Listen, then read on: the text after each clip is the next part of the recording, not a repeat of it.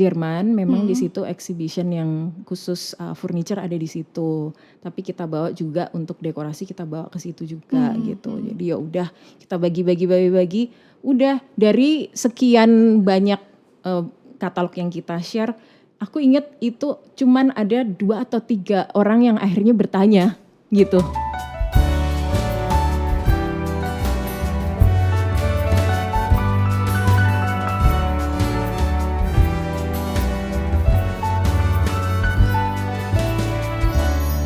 Hai teman-teman, kembali lagi di Inside the Cover. Episode kali ini aku menghadirkan teman lama yang profesinya tuh berat gitu kalau aku bilang.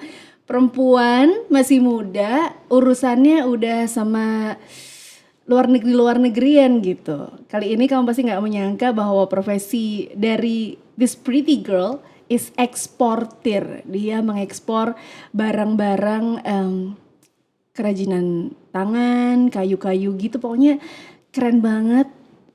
Langsung aja, ini dia, Ruth Sekardini. Hai. Tuh kan, charming banget gitu. Terima kasih. Kita pertama kali ketemu sebenarnya di mana sih, Ruth? Coba ingat-ingat. Itu udah lama banget sih. Karena kita nggak pernah satu sekolah kan? Iya, kita nggak pernah satu sekolah dan kita nggak yang officially, hai. Iya, aku Ruth, aku Alice gitu. Alice gitu kan. Kayaknya karena orang tua kita kenal, terus kita pernah beberapa kali ketemu di acara. Cuma karena yaudah yang anak-anak sama anak-anak gitu ya, yang orang tua gitu. Oke, anyway hari ini Inside the Cover akan bahas soal pekerjaanmu yang menurutku tough banget sih. Eksportir. Umur kamu sekarang berapa, Yud? Tahun ini sih 30 sih. 30. Seumuran kita.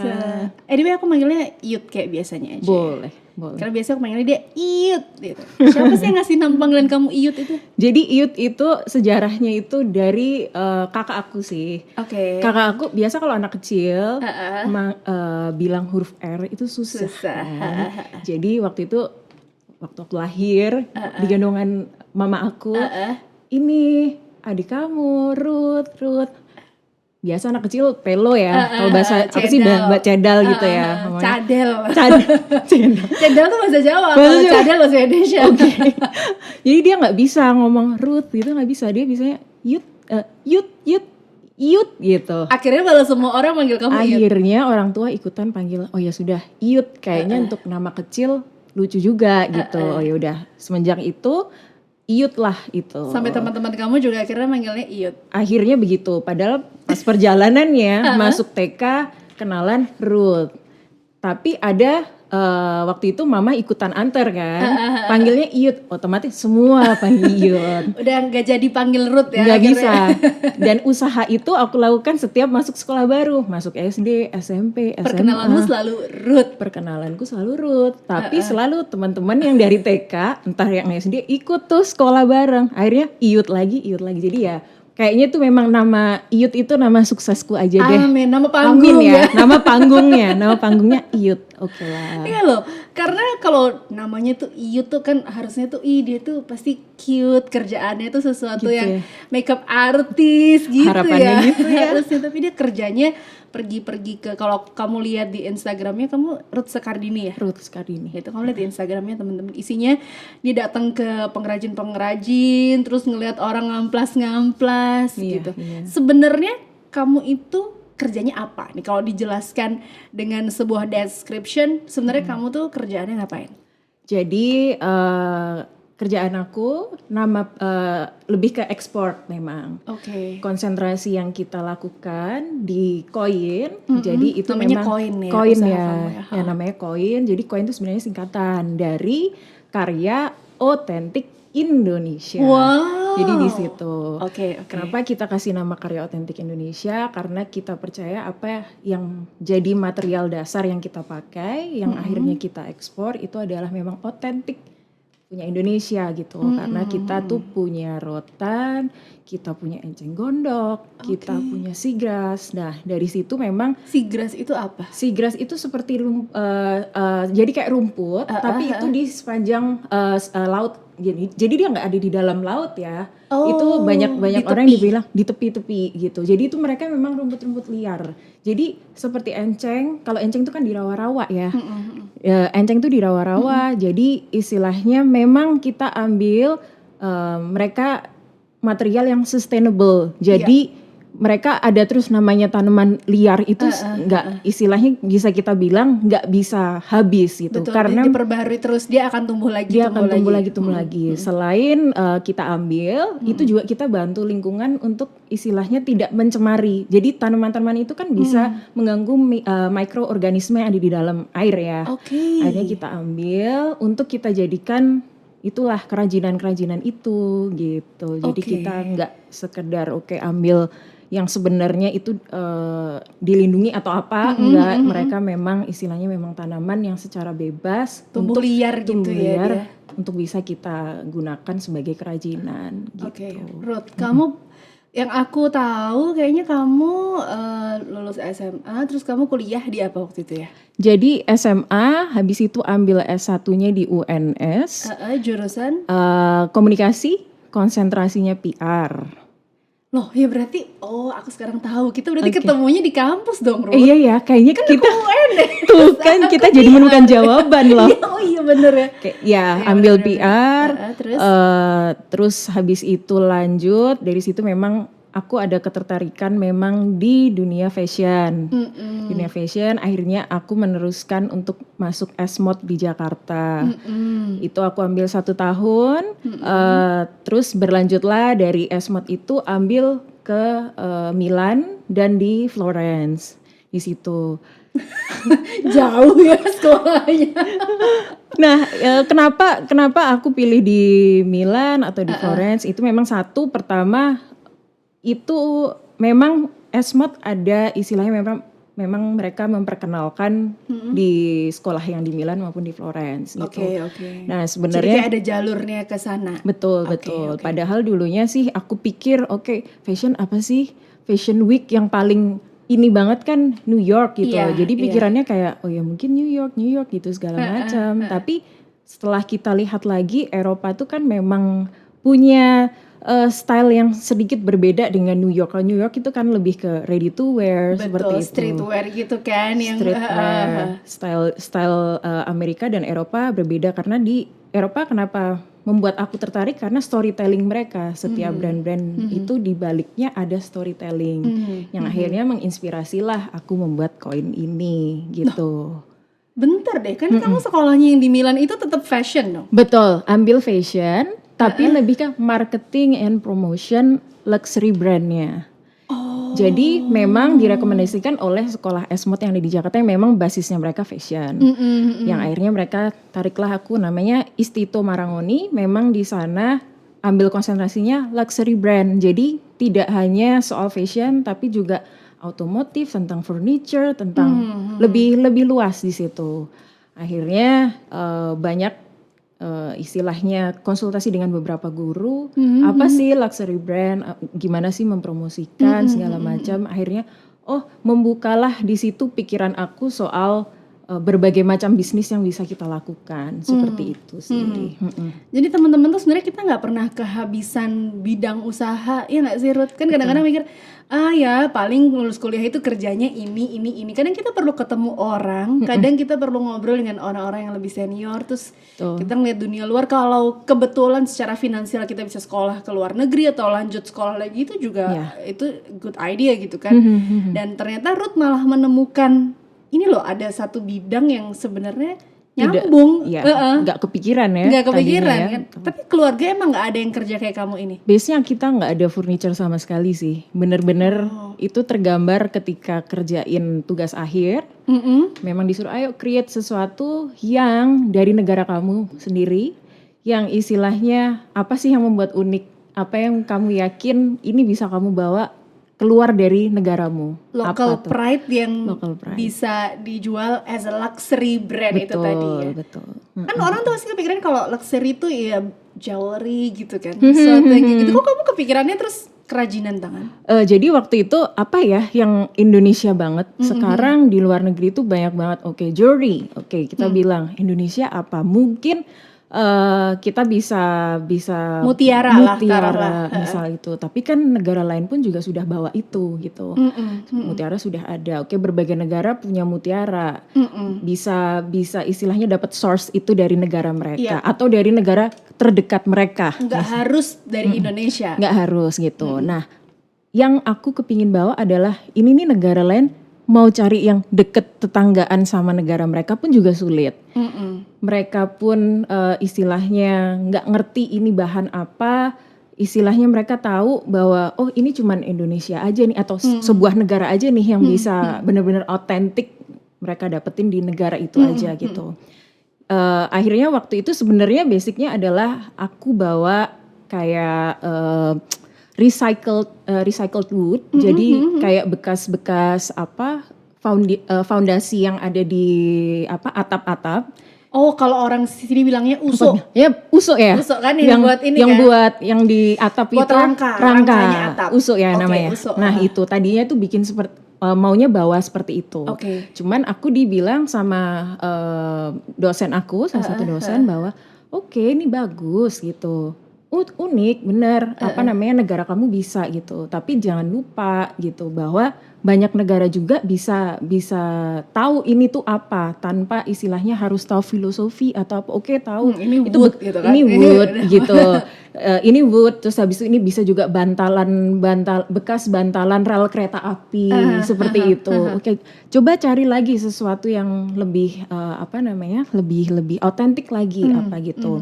Akhirnya sampai akhir itu aku udah kayak aduh aku nggak tahu apa ini gitu. Yaudah akhirnya Oh, kita itu kamu sempat ngalamin kayak clueless udah buntu. clueless karena terlalu fokus di istilahnya mau brandingnya bagaimana, melupakan materialmu tuh gimana gitu sebenarnya, mau branding atau mau mengemas. Dan tadi keywordnya adalah otentik ya, itu tadi. otentik itu yang aku sempat tidak terpikirkan soal rotan ini gitu loh. Rotan maupun eceng gondok maupun sigras dan teman-temannya itu. Akhirnya pada akhirnya itu tetap aku submit, tapi tetap setelah itu dosen aku panggil gitu. Ruth, ini menarik branding kamu. Coba ayo cari lagi gitu. Karena mereka tahu bahwa di jurusan yang aku ambil itu kepinginnya adalah para siswa-siswanya ini akhirnya bisa melakukan apa yang mereka tulis di situ. Oke, jadi nggak sekedar teori doang, kamu teori. Bikin tugas akhir, oke, itu hanya sebatas angan-angan gitu doang. Tapi kalau bisa itu tuh ada tindak lanjutnya, implementasinya. Habis itu benar-benar jadi usahamu kalau bisa kan. Karena menurutku sistem pendidikan yang benar tuh harusnya kayak gitu. Membekali seorang murid untuk dia tuh bisa hidup di dunia nyata nanti. Betul. Itu tanggung jawab sebuah sekolah ya. Jadi mereka tahu bahwa karena satu kelas itu memang semua siswa-siswa yang di luar Itali. Jadi mereka merasa lebih bertanggung jawab nih. Orang-orang sudah jauh-jauh mungkin seperti itu ya. Dan mereka memang mungkin itu salah satu juga budaya orang Itali. Bagaimana mereka benar-benar care per siswanya segala macam sampai selesai. Jadi setelah submit pun masih kita dipanggil satu-satu. Ayo apa yang harus kita perbaiki, apa yang harus step apa nih yang bisa mereka kasih nasihat untuk bisa kita mewujudkan ide kita itu. Akhirnya aku disuruh untuk datang di salah satu waktu itu di kota Florence ada berbagai exhibition di situ. Aku ambil akhirnya salah satu exhibition tentang furniture di situ. Macam-macam akhirnya lihat segala macam di situ. Selain exhibition juga disuruh untuk lihat toko-toko yang di sekitar di Florence di situ. Akhirnya jalan-jalanlah aku dan istilahnya ketemu dengan beberapa orang yang ada di booth di dalam exhibition. Tapi kamu berarti saat itu benar-benar mengosongkan pikiranmu dari si uso itu udah harus segera dilupakan karena kalau enggak kan kamu akan nyambungin lagi, aduh ini begini. Betul. Kamu harus benar ngosongin untuk terima sesuatu yang baru yang kamu lihat di situ. Iya, Terus kamu iya. ngobrol sama orang-orang di situ, Iya. terus hasilnya Jadi waktu itu aku benar-benar aduh oke, aku dapat istilahnya dapat PR nih dari dosenku. Oke, carilah. Udah nggak usah lihat proposalmu tuh apa, pokoknya terus gali terus meskipun ini sudah selesai, tapi kamu punya kan beberapa minggu di sini sebelum kamu kembali ke Indonesia. Iya, terus oke lah, akhirnya kamu explore di minggu terakhir ini. Loh, berarti Lihat sebenarnya apapun. tugas yang kamu tadi udah selesai tuh dianggap. Sudah selesai. Oke, pakai usuk itu tadi. Sudah oke, pakai usuk itu sudah selesai gitu. Tapi memang dosen ini memang scare itu dengan siswa-siswanya gitu loh. Akhirnya ya udah datanglah kita ke exhibition, toh dapat fasilitas dari universitas untuk kita punya free pass untuk masuk ke exhibition itu. Oke, kita explore, habis itu kita suruh datang ke toko-toko, aku lihat wah ini kok ada kayak keranjang-keranjang segala macam. Aku foto lah itu keranjang. Kenapa heboh banget sih? Mereka kayaknya familiar dengan materialnya tapi nggak tahu itu apa gitu. Oke. Akhirnya aku foto, kirim deh ke orang tua, ke mama lah itu tepatnya. Kayak, "Ma, ini apa ya? Keranjang ini kayak setiap toko dan di exhibition itu banyak banget gitu." Dan peminatnya juga lumayan. Peminatnya banyak gitu. Dan mereka ada di etalase-etalase yang memang furniture store paling depan. Kayak begitu. Berarti itu yang paling banyak dicari kan biasanya kalau sesuatu yang ditaruh di depan. Betul. Itu berarti sesuatu yang lagi hype, terus orang lagi banyak cari. Iya. Terus akhirnya mama menjawab, Akhirnya, loh itu tuh kan eceng gondok. Oh iya, eceng gondok. Coba deh, itu banyak banget pengrajin yang ada di Jawa Tengah khususnya, itu tuh memang kerjakan itu gitu. Coba lihat eceng gondok itu di mana. Oke, kita search segala macam. Oke lah, kayaknya kok menarik ya mah untuk bikin seperti ini. Ya udah, mungkin mama satu sisi juga excited ya tahu anaknya tertarik sesuatu yang ada di Indonesia. betul. Artinya Pulang. anak ini pulang gitu. Yang tadinya nggak mau pulang. Kamu berarti sempat kepikiran untuk nggak pulang? Sempat nggak kepikiran untuk pulang karena sempat kepikiran untuk nggak pulang. Iya.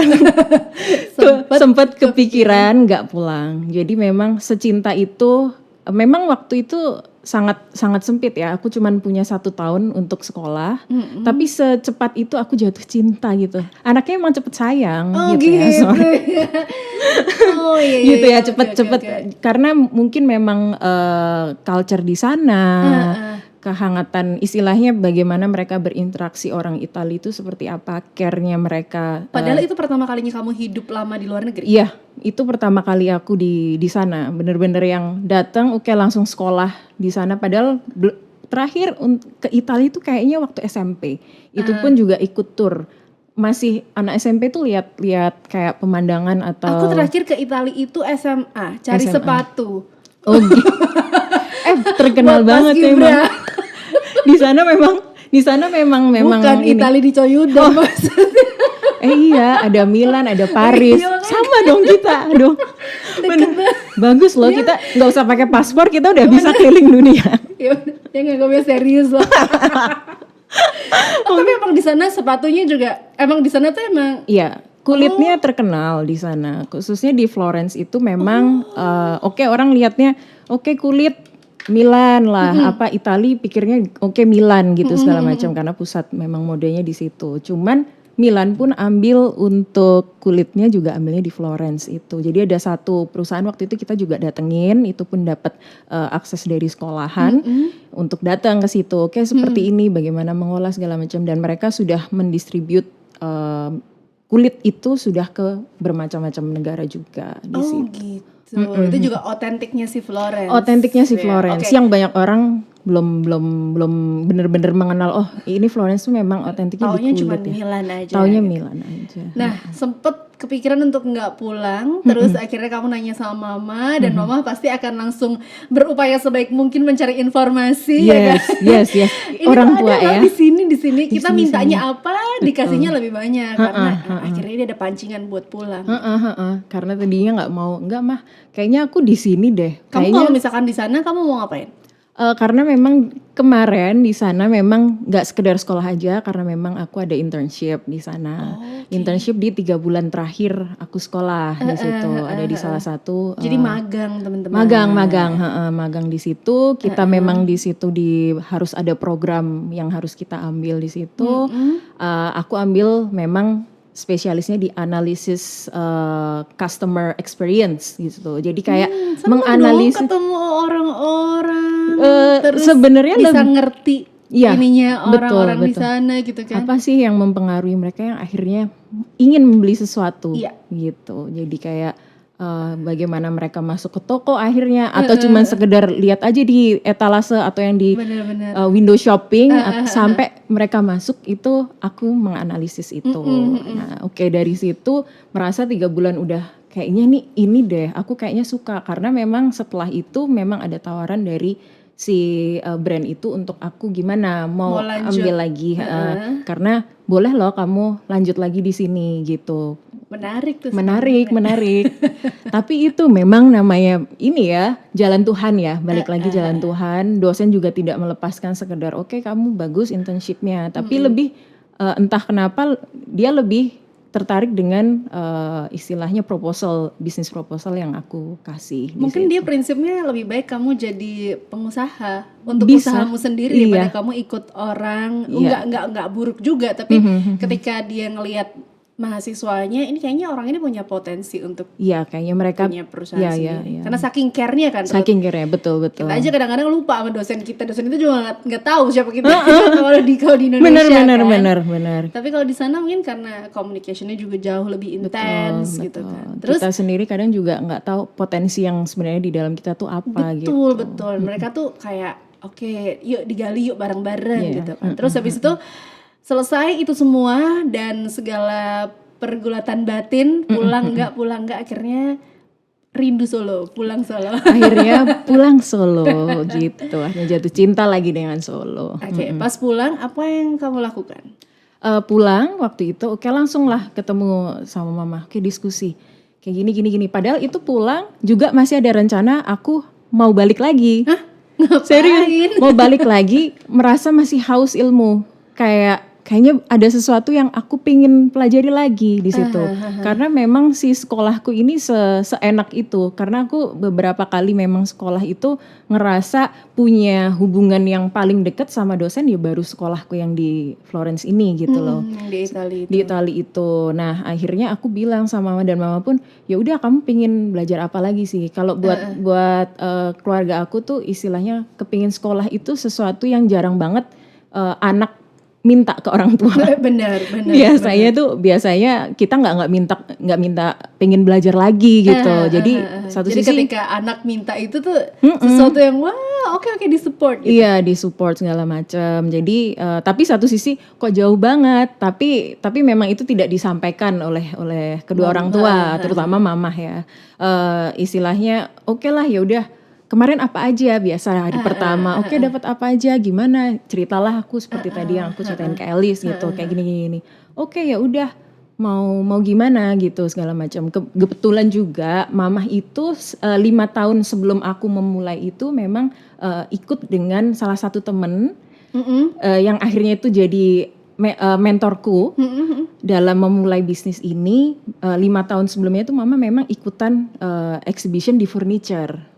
Seperti itu, lihat seperti apa, bisnisnya itu seperti apa, gimana customer itu suka dengan furniture yang dibuat oleh Indonesia segala macam. Dan mamamu pasti nggak kebayang kalau anak perempuannya akhirnya akan into that. Iya, into ke furniture gitu, kayak mungkin kan dipikirnya oke lah, yaudah ikut lihat exhibition itu seperti apa. Barangkali nanti mama masa pensiun bisa, ya kan? Mungkin kan kepikirannya kan ya lihat-lihat aja dulu. Lihat-lihat aja dulu, dipikirnya ya udah si ibu ini yang akan melakukan bisnis itu gitu. Pada akhirnya aku menyampaikan itu, mama merasa oh dapat temen nih yang dapat, padahal nggak ada pengaruh apapun yang di situ. Cuman memang dari dulu kita kepingin istilahnya pingin punya bisnis sendiri ya, karena memang background mama itu kan memang di asuransi gitu. Terus kalau papa itu memang di tekstil, di pewarna, di chemical. Oke, gitu. oke. Jadi nggak ada yang istilahnya kebayang oke di furniture segala macam waktu itu, tapi kita tertarik untuk apa ya yang harus kita persiapkan gitu segala macam, sesuatu yang baru lah.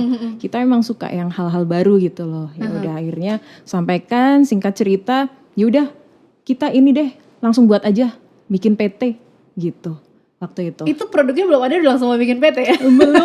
belum Bu, belum sama sekali belum jadi. Waktu itu ya udah bikin aja gitu. Sambil kita proses, kita ketemu dengan notaris kita. Satu sisi aku juga ngobrol dengan mentor aku segala macam seperti apa ya, peluang apa. Oke, apa yang kamu lihat di sana? Memang aku mulainya di kerajinan dulu, di basket-basket seperti Jadi itu. barang-barang yang kecil-kecil perintilan-perintilan dulu. Betul, dekorasi Oh, ya kita dekorasi bisa ya. bilang di dekorasi itu. Ini di dekorasi, akhirnya sambil berjalan, sambil kita memenuhi kebutuhan apa yang diminta oleh si notaris ini. Kayak akhirnya udah tuh persiapan. Jadi aku pulang di Juli 2017, lalu Agustus tanggal 30 PT itu jadi. Wow. Gitu, sesingkat itu. Jadi Juli pun Juli akhir, jadi bisa dibilang full ini kita tuh 1 bulan. Karena gini loh Ruth, menurut aku juga ya, itu tuh you grab the moment. Karena kalau misalkan kamu udah pulang Indonesia terus kamu males-malesan dulu ya, kayak misalkan udahlah leha-leha, kayaknya aku masih kasih reward pada diriku sendiri, udah capek sekolah, aku mau leha-leha dulu sampai santai. akhir tahun. Itu biasanya nanti nggak akan kejadian. Itu Betul. yang kamu cita-citakan dari sana. Betul. Makanya itu tadi yang kayak Kamu langsung nge-push kita 1 harus bulan itu iya, benar. dipadetin buat Padetin apa ngurusin. ya gitu. Mungkin karena aku kepikiran adalah aku akan kembali nih ke Itali. Jadi aku punya Mumpung waktu. di sini. Mumpung di sini aku cuma punya waktu 1 bulan nih. Jangan sampai aku lepas lagi momen yang Iya, aku bisa kembali lagi.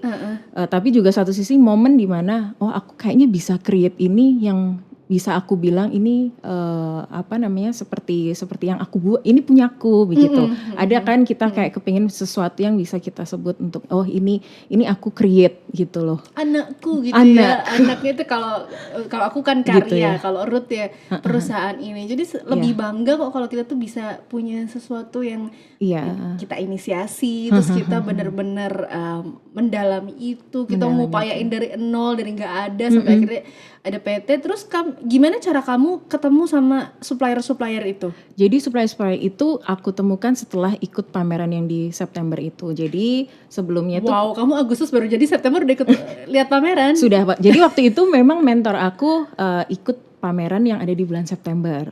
Oke. Nah, jadi ketika September itu aku ikut, aku sudah mengumpulkan tuh beberapa foto-foto barang yang mungkin potensial disukai oleh market di sana gitu. Yaudah kita siapin katalog seala kadarnya lah. Pokoknya kumpulin aja foto-foto kayak dibikin apa kayak mood board gitu. Udah kita bikin, kita cetak, selesai. Jadi waktu itu juga bikin logo segala macam. Itu dengan salah satu temanku baik dari SMA, udahlah aku cuma punya waktu segini nih. Aku ingat kayaknya kurang lebih 2-3 minggu aku cuma kasih dia waktu untuk bikinin aku logo.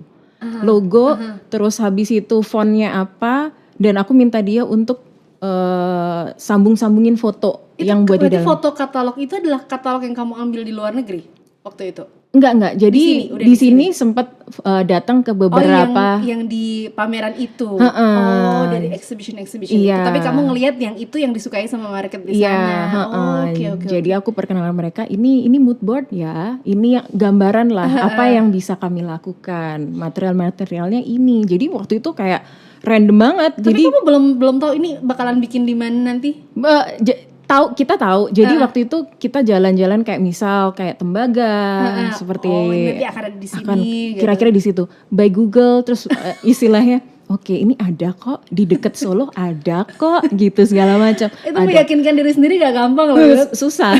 Jadi kayak gimana mau meyakinkan orang lain gitu.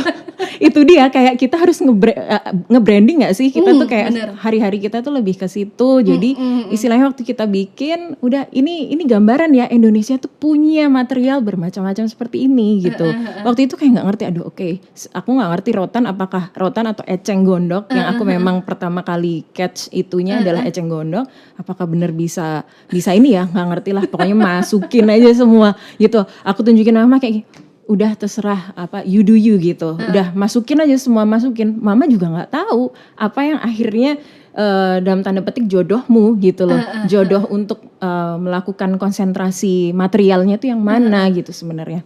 Oke lah masukin semua material, akhirnya kita bikin jadilah katalog. Kita bawa ke pameran, yaudah kita bagi set. Udah diterima aja, diterima, ada yang mau terima itu aja udah happy banget ya. Aduh katalogku akhirnya dipegang sama orang sana gitu. Nggak ngerti itu dibuka atau bikin mereka kayak akhirnya mau mampir ke booth atau nggak ngerti. Pokoknya bagi aja, karena itu kita bawa lumayan sekitar 100 katalog. Dan kamu 150. ngelakuin sendiri? Lakuin sendiri.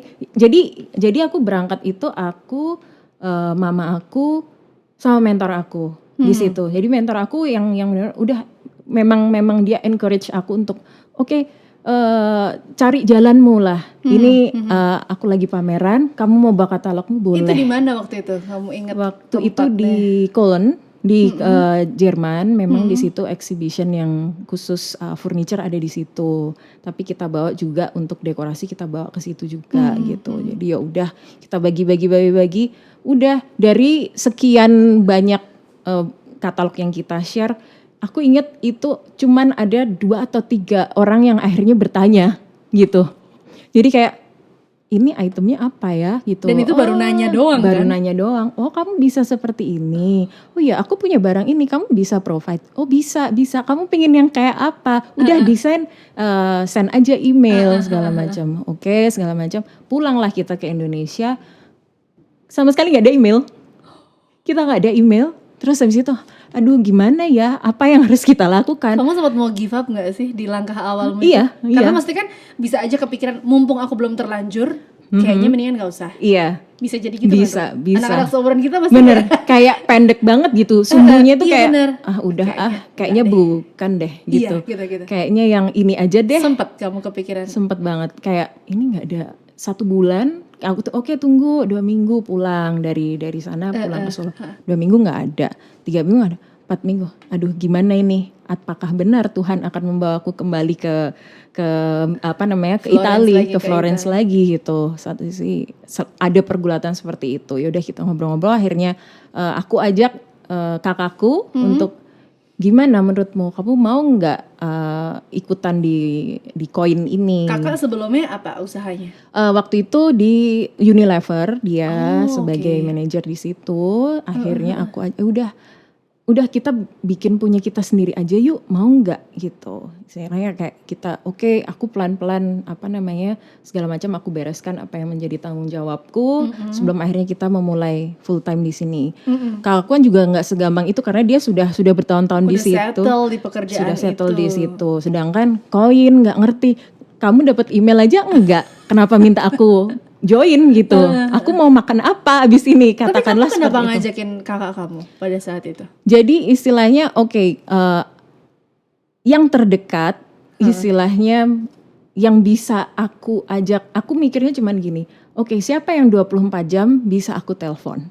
24 jam yang bisa aku ajak share tanpa sungkan segala macam. Dan siapa sih yang bisa mendengarkan bisnis yang sebenarnya nggak ada apa namanya potensi, karena nggak ada email sama sekali nih gitu. Duh siapa ya segala macam.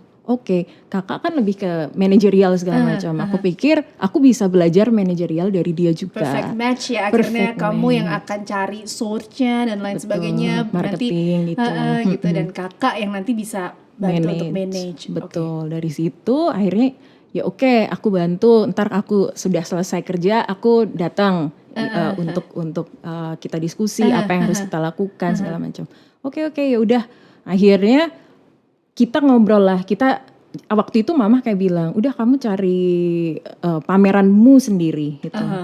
Di luar yang September apa nih gitu. Kamu kalau memang lihatmu adalah home decoration, cari exhibition yang memang tentang home decoration. Mungkin home decorationmu nggak ada yang menanggapi karena memang bukan tempatnya. Itu kolamnya tuh kolam ini, kolam barang-barang gede Iya, istilahnya ya. kayak Bed, terus betul. apa namanya meja, kursi yang gede-gede dan kamu Betul. barangnya kecil-kecil. Kecil-kecil. Jadi kayak tenggelam gitu ya, karena bukan Yes. kolamnya. Orang nggak Iya. cari itu di pameran itu Betul, gitu ya. betul. Jadi kayak nggak tepat ya kita yang memang yang utama adalah kita harus mempromosikan memang di tempat yang ya di situ memang makanannya itu istilahnya. Betul. Orang datang ke situ untuk cari Untuk itu. cari itu begitu. Jadi ya udah oke, kita search segala macam, kita diskusi dengan mentor segala macam. Ini sebaiknya apa? Oke, dengar-dengar ini ada satu pameran yang di bulan Februari gitu. Tentang memang konsentrasinya Di Indonesia? Enggak, ada di luar juga? Di luar juga gitu. Memang di awal memang kita kepenginnya kita selalu di luar. Untuk promosinya segala macam kita exhibition selalu di luar. Karena kita kepenginnya langsung tuh dengan istilahnya Buyer yang ada di buyer sana. yang ada di sana. Sebenarnya bisa juga sih kita lakukan di Indonesia. Pasarnya di lokal juga bisa. Di lokal juga bisa, tapi kita kayak kepinginnya tuh oke, sesuatu yang istilahnya pingin kita langsung ke pemakai ya. Dan itu juga lebih mengerucut sih menurutku. Jadi fokusnya juga nggak kepikiran, kita nyamain harga orang sini dong. Nanti kita bikin harga lain yang di luar negeri beda sama yang di sini. Itu nanti akan lebih ribet kerjaannya. Iya, Bener nggak sih? iya. Mendingan udah jelas pasarnya mau apa nih, ceruk pasarnya mau luar. Iya. Ya udah gitu. Di situ aja, nggak usah pasar yang Indonesia, Biarkan ada mereka-mereka yang memang sudah mainnya di mainnya di Indonesia. situ gitu. Jadi lebih sasarannya kita lebih kerucut lagi sih. Betul itu. Terus tadi. kamu akhirnya pameran di luar lagi. Di luar lagi di Februari kita bikin katalog ulang lagi, kita perbaiki apa sih? Ini memang katalog ya sebulan nggak ada sih kita persiapkan itu. Oke, kita masih ada waktu berbulan-bulan, ayo kita siapkan lebih baik lagi. Oke, kita siapkan, kita kumpulkan bener-bener nih sekarang kita explore namanya pengrajin-pengrajin yang ada di Jawa Tengah dan sekitarnya di situ. Akhirnya kita kumpulkan, kita bawalah di situ. Oke, di tahun 2018 kita ikut pameran pertama kali. Ya puji Tuhan adalah kita melakukan project. Tapi itu bisa benar-benar dihitung jari banget. Kita cuman ngerjain 3 project dalam 1 tahun di 2018. Itu masing-masing berapa items? Mix item. Jadi itemnya kecil-kecil, terus itemnya kuantitinya kecil-kecil, segala macam. Jadi memang kita tuh kepenginnya ke mass production. Jadi istilahnya nggak yang campur-campur. Kita memang kepenginnya satu item minimal ada berapa. Jadi kita pengennya yang produksi yang besar seperti itu. Karena itu jauh lebih dari pengrajin sendiri. Mereka lebih suka untuk oke, satu item segala macam, tapi istilahnya ini kuantitinya berapa? Banyak Karena itu sekali ya. mempengaruhi cost dari raw materialnya, material mentahnya, gitu. Jadi dari situ kita juga akhirnya mendapatkan supplier untuk raw materialnya sendiri, yang akhirnya kita juga kerjasama dengan para supplier ini. Oke Pak, aku ada item-item ini nih, gimana? Aku supply raw materialnya ya, ini seperti ini, kebutuhannya berapa, segala macam. Oke, segini gini Mbak, segala macam. Oh banyak sekali tuh penolakan dari mereka kayak, ini siapa sih, belum pernah dengar. Itu berat loh, karena kan kamu mesti di satu sisi kamu mesti berkomunikasi sama buyer yang orang luar negeri dengan mungkin dia pemikirannya tuh yang penting cepet jadi, barangnya kualitinya bagus, lolos dari apa namanya, kan nanti tuh ada tuh teman-teman proses yang kalau kita mau kirim ke luar negeri tuh benar-benar aduh ketat Quality banget control quality ya. kontrolnya gitu. Tapi di satu sisi kamu mesti berkomunikasi, kamu mesti negosiasi dengan supplier-supplier yang mungkin tempat rumahnya di desa-desa, terus yang kayak Mbak antriannya banyak, santai Mbak, gitu-gitu kan kayak gitu. Terus mereka nanti mesti benar-benar kita, kalau orang Jawa bilang lihat selahnya kan, dia selahnya gimana? Selah hatinya mereka, lebih tepatnya selah hatinya mereka, selah pikirannya mereka. Jadi kadang tuh ngelihatnya, oke, mereka biasa terima order besar, terus dapat dari perusahaan baru ini mereka nggak kenal, nggak familiar, dan barangnya sedikit gitu. Siapa sih Mbak kamu gitu? Apalagi perempuan yang datang ke situ. Terus waktu itu aku masih yang cewek banget ya istilahnya, rambutnya Itali digerak, banget ya kan? masih gitu, masih ten-ten kena matahari Itali gitu. Bener-bener. Terus habis itu masih yang kayak oke, pokoknya masih cewek banget lah segala macam. Jadi mereka kayak ini meyakinkan enggak? Gitu. Iya, banyak banget terima ya, satu sisi perjalanan bahwa kita bisa lihat juga bahwa di lapangan itu perlakuan terhadap perempuan pun itu juga sangat apa ya, mereka underestimate gitu. Nggak bisa dipungkiri Nggak ya. bisa dipungkiri. Walaupun kita ngomong kayak ya kesetaraan gender, Kesetaraan perempuan gender. itu harus dipandang sama seperti laki-laki, mereka Iya. punya hak, tapi sebenarnya di lapangan tuh akan tetap ada itu, ada. masih ada, tapi memang tidak semuanya seperti itu, terutama yang untuk daerah-daerah seperti itu kan mereka mungkin ya apalagi di pedesaan pasti lihat perempuan ya di rumah, perempuan oke, kalau kerja pun juga di rumah sambil urus anak seperti itu.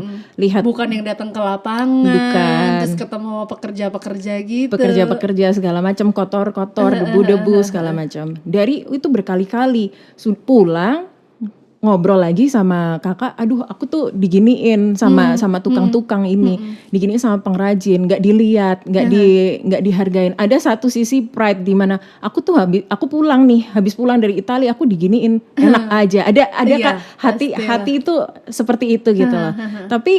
Tapi mungkin ini memang pembentukan yang memang harus aku lalui untuk istilahnya menghambelkan diri gitu ya, melihat nggak lihat kita ke atas terus, tapi juga harus lihat ke bawah, apa sih yang terjadi ada di bawah. Dan kamu mesti adjust dengan orang-orang yang mungkin secara pengetahuan nggak kayak kamu. Iya, yang cara secara- komunikasi yang beda. Benar, segala jadi macam. kamu sebenarnya malah kita tuh diperkaya kan dengan Betul. seperti itu, selain bikin kita jadi rendah hati, kita tuh diperkaya, benar nggak sih? Betul. Kayak oke, kamu punya bekal untuk ngobrol sama orang yang seperti ini, dan seperti ini. Oke. Iya. Habis itu akhirnya kamu terima beberapa pesanan, terus sampai akhirnya sekarang kamu tuh katanya laris banget kalau jualan yang modelnya kayak sofa, kursi dari rotan itu loh, yang bagus banget. Yang kayak merak gitu ya. Iya, bener. Itu juga dari kamu ngelihat market di sana kayak apa, atau kamu ngelihat yang di sini apa yang bagus kamu jual ke sana, atau kamu lihat permintaan di sana kayak apa? Puji Tuhan sih memang kalau untuk merak sendiri memang kita dapat advantage karena memang merak itu sebenarnya ikonnya rotan. Jadi memang jadi kursi merak itu memang istilahnya sudah itu style klasik banget dari istilahnya rotan dari awal dikenal oleh Eropa, pasar Eropa tuh memang itu sudah rotan pertama kali itu ya kursi merak itu, karena memang itu adalah kursi raja. Kalau kita bisa bilang kursi, kalau misal kita datang di Indonesia maupun di sana mereka tahu bahwa ini memang kursi raja gitu. Kursi di mana istilahnya memang para bangsawan dulu itu di Eropa pakai kursi itu. Terus mereka raja maupun ratunya menikah, mereka duduknya di situ. Jadi ada berbagai macam bentuk merak yang dari dulu memang suppliernya Indonesia, lalu ada juga jadi kita tuh rotan itu ada Indonesia punya, Filipina punya, Vietnam punya, Thailand ada juga. Cuman memang jenis-jenisnya itu berbeda. Karakter dari rotannya tuh beda-beda gitu. Jadi mungkin untuk misal contoh Filipina itu memang untuk lebih barang-barang yang kecil-kecil karena memang rotan mereka lebih elastis. Sedangkan Indonesia itu memang lebih beragam sih. Jadi ada yang kaku yang bisa memang untuk frame furniture segala macam. Tapi kita juga punya yang delicate, yang punya yang lentur segala macam. Jadi untuk keberagaman rotan itu kita menang sih. Kaya gitu. Nah, di situ akhirnya ya udah kita sebenarnya untuk memasarkan kursi raja ini sudah dari tahun awal, tapi mungkin namanya momen ya, momen kita baru dapat memang di tahun lalu, 2020. tahun 2020. Akhirnya ada satu buyer yang kita istilahnya dia memang cari kursi raja ini, akhirnya ada nih, ada yang mau. Oke, kita offer aja. Kamu promotionnya lewat apa sih, Ruth? Selalu lewat exhibition atau juga kamu punya web atau kamu punya? Sebelum pandemi ini memang utama kita ada di exhibition. Ada exhibition dan email. Email itu selalu kita kasih katalog ataupun misal kita ada develop produk baru 1, 2 atau cuma 3 aja kita kirim gitu. Jadi kalau katalog kan kadang orang udah istilahnya males lihat banyak kadang atau keselip. Mereka jadi itu kan share the updates untuk mereka, aku ada barang ini loh. Aku mereka ada. mau beli atau enggak, yang Betul. penting kamu kasih penting tahu. kirim gitu. Jadi mereka pelajari. Jadi kita harus pelajari dulu ya tentang si perusahaan ini, mereka tuh stylenya seperti apa sih.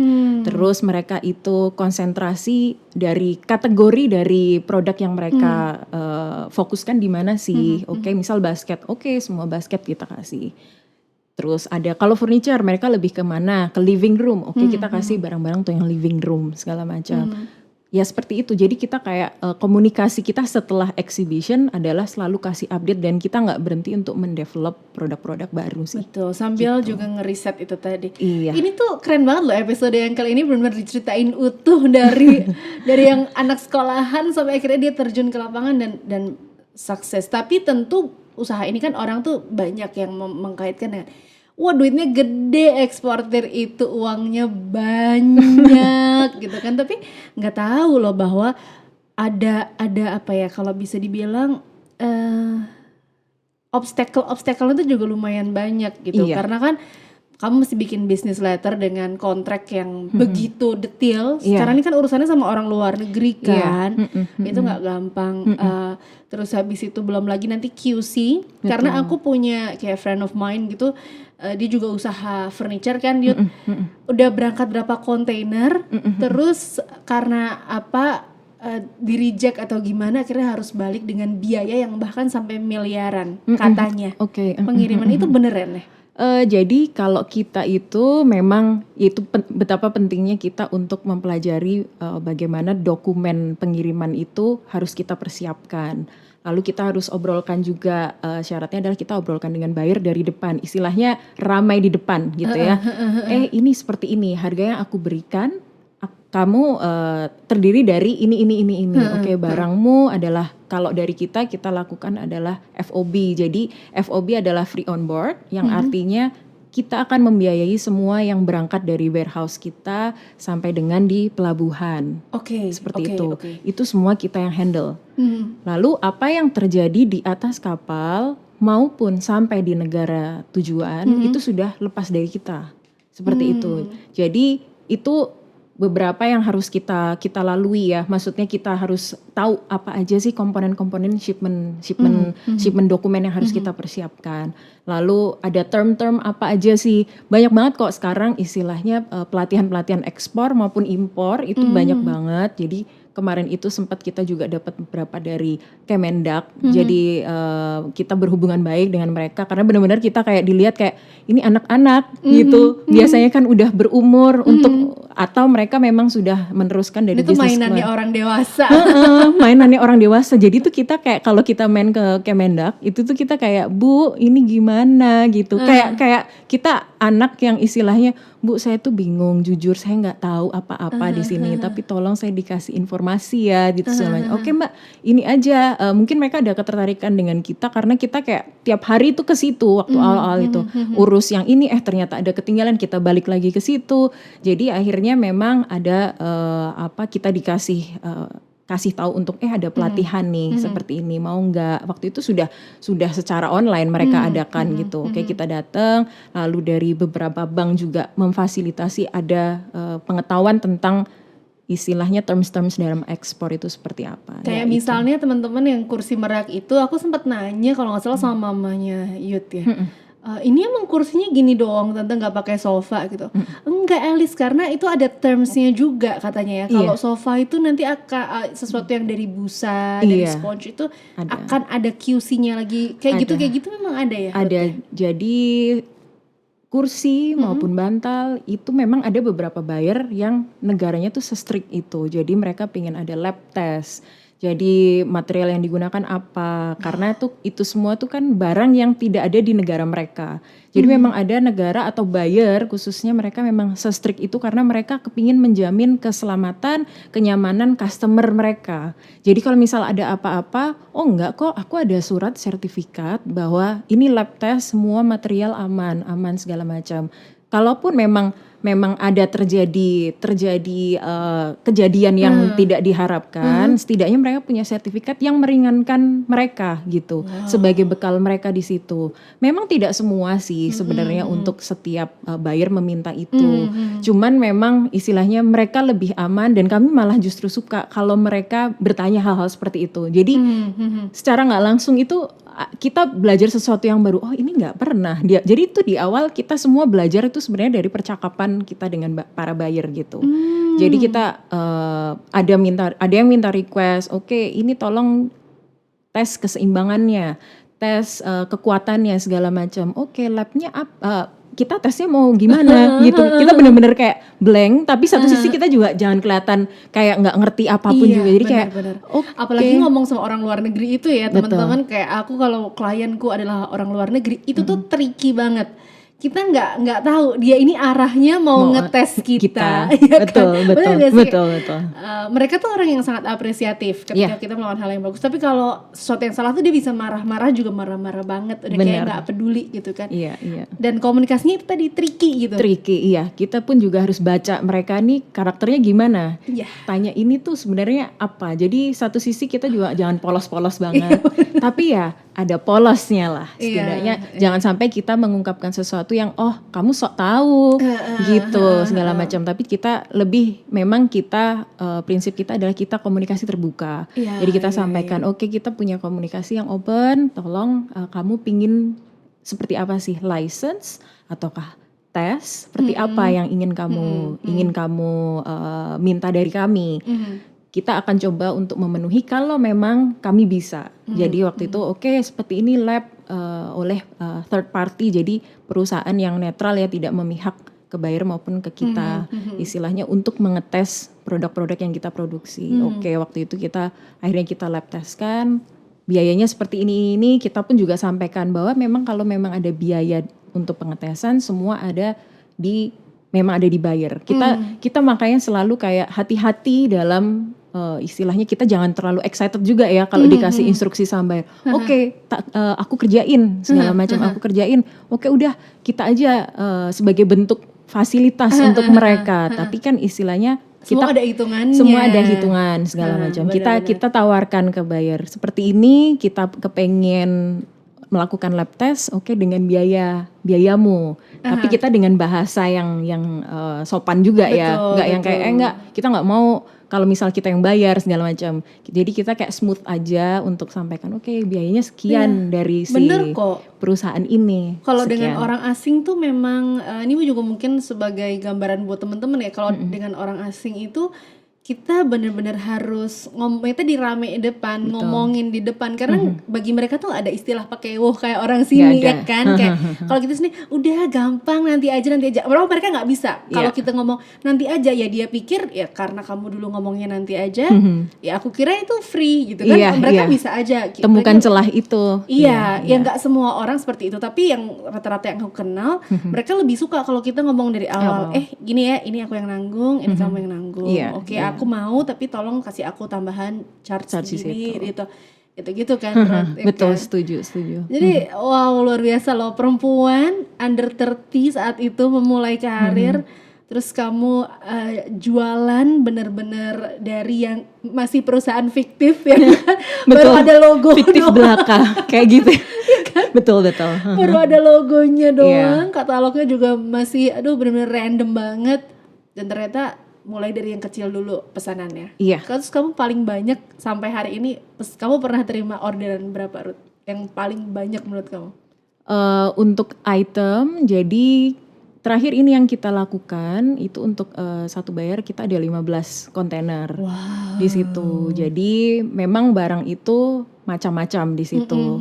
Tapi memang per itemnya memang dalam jumlah yang besar. Jadi mereka pun istilahnya untuk satu kontainer, untuk item ini, berikutnya untuk item ini segala semacam itu. Iya, sejauh ini kita dapatnya di situ sih. Tapi bakalan lebih banyak lagi sih karena kan furniture ekspor itu tuh nanti juga ngelihat dari istilahnya kayak portfolionya ya. Kamu udah jual kemana aja. Betul. Terus items kamu tuh seperti apa. Nanti tuh makin tua kalau dia masih bisa konsisten tuh akan akan makin besar sih. Amin, amin. Tapi benar gak sih eksportir itu uangnya banyak? Aku kayak nelennya tuh kayak agak seret gitu ya. Minum. Minum dong.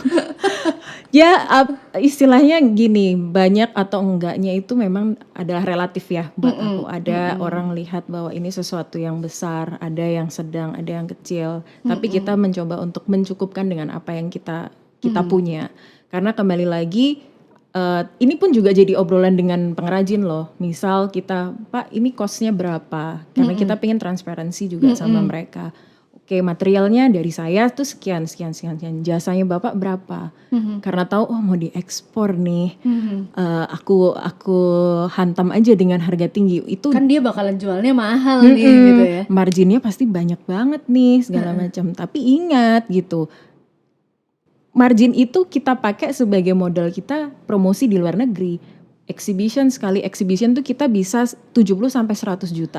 Serius, Siut? Dinilai itu. Makanya jangan lihat dari istilahnya margin yang kita Kamu cari untung doang dari pengrajin gitu ya. Kamu cari beli di untung. pengrajin 10.000, kamu jual 200.000 misalkan gitu misal kayak gitu.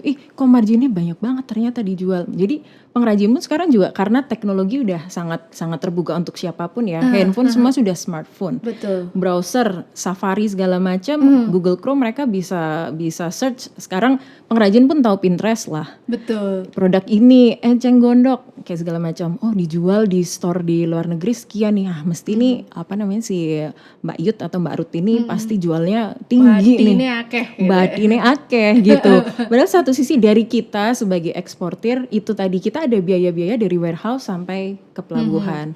Untuk dari buyer sendiri ada dari pelabuhan transportasi untuk ke store-store mereka. Buyer pun juga kita nggak bisa mentah-mentah lihat buyer jual segini. Jadi kita pepetin aja sama harga mereka. Toh mereka berarti kan marginnya jangan gede-gede juga dong untuk mereka segala macam. Kita nggak bisa lihat secuil dari itu aja, tapi kita harus lihat dari proses pendistribusian, proses pengepakan, kualitas pengepakan yang kita kasih. Jadi dari basket itu jadi masuk kontainer tuh bayangan dari para pengrajin tuh udah masuk aja, nggak usah Umpuk-umpuk gitu. umpuk-umpuk peot dong Pak gitu kan sampai Padahal sana. mesti ada kemasannya lagi. Betul, kita gitu. harus kasih silika gel, terus kita harus pakai kualitas karton yang memang standar dari buyer segala macam. Nah itu kan biaya gitu. Jadi margin itu bukan hanya murni mentah, itu adalah untuk masuk ke kantong kita. Itu adalah untuk spare biaya yang ada di proses itu. Belum lagi perizinannya, nanti masih ada bea-bea yang lain-lainnya untuk ekspor. Iya. Wow, seru banget. Itu pekerjaan yang seru, tapi di sisi lain juga lumayan beresiko juga. Resiko, iya. Resiko juga kan kalau seandainya kamu bilang iya ke klien dan ternyata suppliermu nggak bisa provide, itu juga bakalan stres juga. Betul. Cuma sejauh ini kamu berapa persen fun dan stresnya? Fun 90%. Wow. Di tahun aku keempat nih semakin istilahnya mulai enjoy ya. Semakin enjoy, semakin tahu likuk-likuknya, harusnya mempersiapkan hati untuk melihat suatu peristiwa segala macam. Itu membuat istilahnya kita lebih tenang dalam menghadapi, akhirnya menaikkan persentase fun-nya itu. Jadi satu sisi ketemu dengan pengrajin, sudah mulai bisa berkomunikasi, sudah seperti keluarga. Itu menambah fun yang sebelumnya nggak kepikiran bisa dapat fun dengan ngobrol dengan pengrajin gitu, ngobrol dengan orang QC, ngobrol dengan orang yang backgroundnya sangat berbeda dengan kita atau cara memakai bahasa dalam berkomunikasi beda, yang mereka ngomong pakai bahasa Jawa yang halus gitu. Aku jujur nggak bisa bahasa Jawa yang halus, jadi gitu jadi di awal cuma nje gitu. Dulu di awal kayak nggih. Sama mama ditegur, ya kamu kalau sama pengrajin tuh nje gitu, kamu tuh masih kecil gitu. Oh oke ya, nje bu, inje gitu. Boten nje, Jetlag seperti banget ya. jetlag. Emailnya ngomongnya bahasa Inggris. Tiba-tiba jebret, ada bahasa baru yang harus dipelajari gitu, dan itu lebih susah. Jujur lebih susah lagi. Ngomong-ngomong soal jet lag, kan berarti jam kamu dengan jam bayarmu tuh kan beda. Beda. Gimana kamu mensiasati waktu yang berbeda itu? Jadi sebenarnya sih nggak ada waktu yang istilahnya bisa dibilang too early atau too late untuk jawab email selama itu masih kurang dari 24 jam. Buat istilahnya budaya orang beremail itu yang bisa kita pelajari itu memang dalam 24 jam itu nggak bisa, istilahnya masih oke lah dalam kurun waktu itu. Lebih dari 24 jam mungkin tuh kayak ada sesuatu, entah dia email itu masuk ke spam. Atau memang orang ini nggak niat ya, nggak niat atau memang benar-benar bounce back, jadi email itu balik lagi gitu kan. Oke.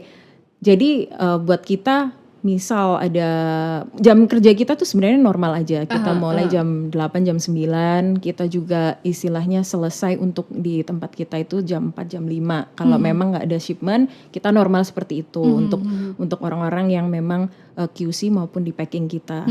Tapi selebihnya untuk email kita 24 jam. Jadi kalaupun memang istilahnya kita terima email sebelum jam 9, kita selalu oke, langsung diskusi gitu. Biasa aku sama kakak aku langsung ada ini nih, ada pertanyaan ini segala macam. Kalau kita bisa tahu jawaban apa, kita biasa langsung. As soon as possible. As soon as possible. Jadi buat kita satu sisi mengajarkan kita untuk nggak terlalu kaku lah. Kita jangan, kita kalau sudah komitmen memang ekspor, kita berhubungan dengan customer yang di luar negeri, kita juga harus tahu jam mereka kerja. Jadi mau nggak mau memang jam kerja kita jadi terasa lebih panjang sih sebenarnya di situ. Cuman buyer pun tahu kok, mereka tahu kok berkomunikasi dengan negara apa gitu. Indonesia ya, oke jam segini, it's okay. Jadi kalau kita mau balas besok paginya, dia bisa memaklumi. Mereka sangat memaklumi. Gitu. True or false? Temanku yang dia juga usaha furniture dan ekspor, dia bilang pandemi ini nggak terlalu ngaruh buat usaha ekspor, benar ya? True, 100%. Really? Buat kita, jujur kalau dari Koin sendiri, true itu 100% nggak berpengaruh cuman di bulan awal.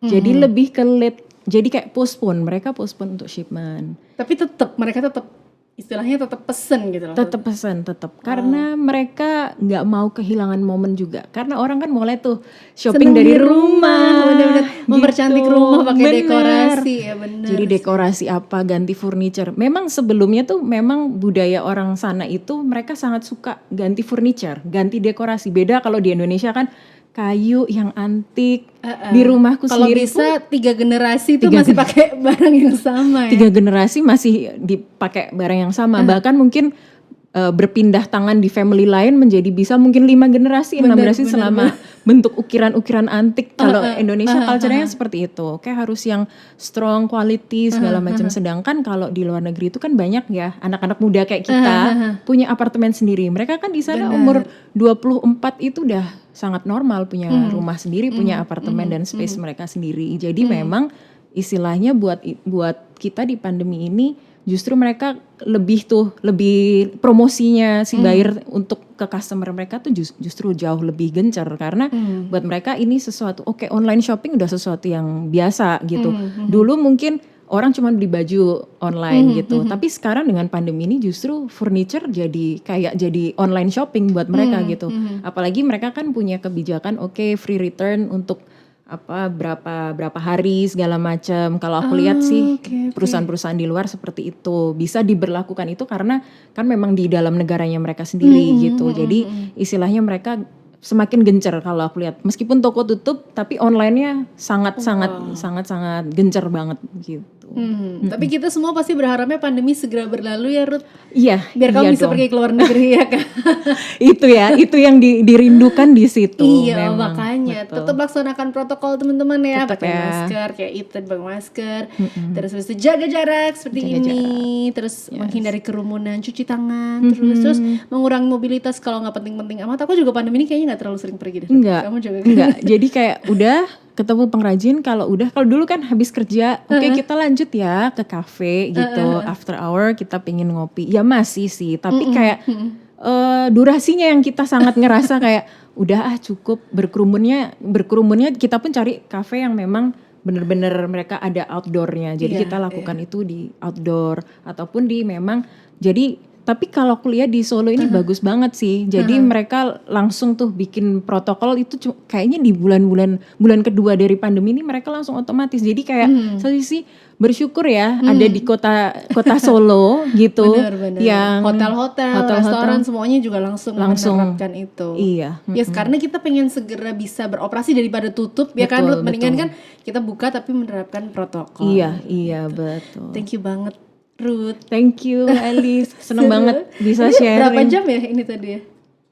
1 jam. 1 jam gak kerasa. Non-stop. Ini aja masih banyak sebenarnya yang bisa dibagiin, cuman nanti teman-teman bosen nih kalau 1 jam. Tapi harusnya nggak bosen karena kita diceritain dari awal perjuangannya Iyut atau Ruth Sukardini ini sampai akhirnya sekarang dia jadi eksportir muda yang tetap bisa sukses di masa pandemi ini gitu ya. Dan ini juga jadi apa ya, wawasan baru lah buat kita semua ya teman-teman, bahwa masih ada kok pekerjaan-pekerjaan yang kalau kita mau benar-benar kita mau belajar itu tuh kita bisa, bahkan dari nol sekalipun yang kita sama sekali nggak tahu itu tuh kita bisa kalau kita mau. Oke teman-teman, kamu bisa tulis di kolom komentar siapa lagi yang pengen dihadirkan gitu ya, profesi apa yang pengen kamu tahu.